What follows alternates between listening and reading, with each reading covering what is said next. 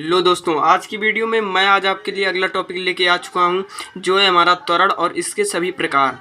तो चलिए वीडियो को शुरू करते हैं। जैसा कि मैंने परिभाषा में लिख लिया है, देख सकते हैं आप सभी। किसी गतिशील वस्तु के वेग परिवर्तन की दर को उस वस्तु का त्वरण कहते हैं। किसी गतिशील यानी कोई वस्तु है जो गति कर रही है, उसके वेग जो है परिवर्तन हो रहा है, जो वेग परिवर्तन होगा उसी की दर को उस वस्तु का त्वरण कहते हैं। तो ये आप समझ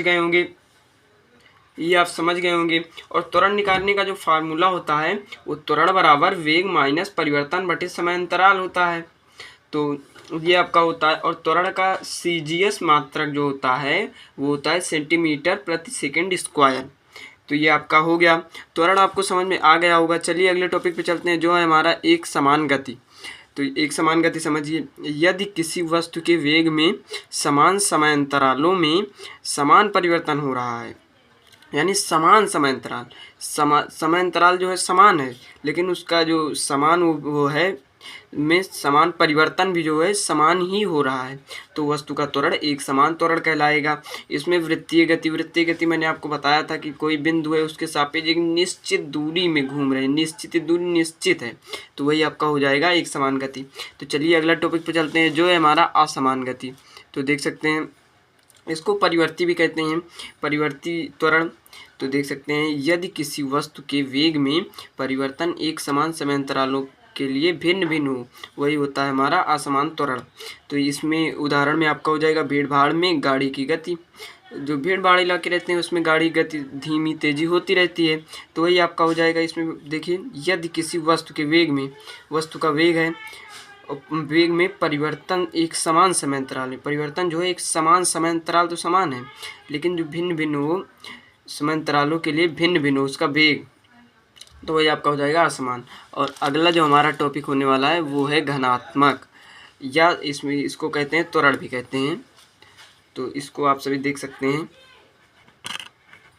तो देख सकते हैं इसमें यदि किसी वस्तु के वेग में, ये नहीं है आपका, सॉरी, ये है आपका धनात्मक।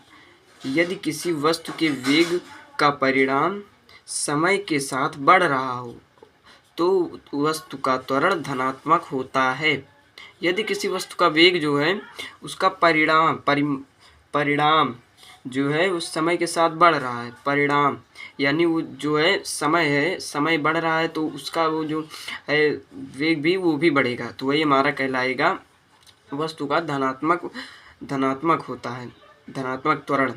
तो ये आपको समझ में आ गया होगा। उदाहरण मैं आपको बता देता हूँ। उदाहरण होगा, एक गाड़ी विरामावस्था से प्रारंभ होती है और तथा इसका वेग एक समान रूप से माना 5 मीटर प्रति सेकंड स्क्वायर मान लेते हैं से बढ़ता है, तब इसका त्वरण धनात्मक कहलाता है। तो ये आपको समझ में आ गया होगा। और अगला है हमारा ऋणात्मक। ये आपका उल्टा इसका मान लीजिए हो जाएगा, या इसको मंदन भी कहते हैं।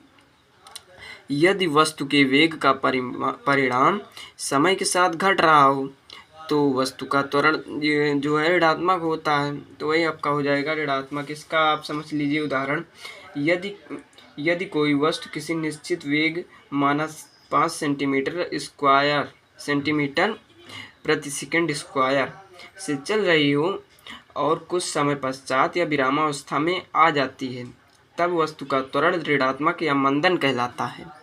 तो ये आपका हो जाएगा।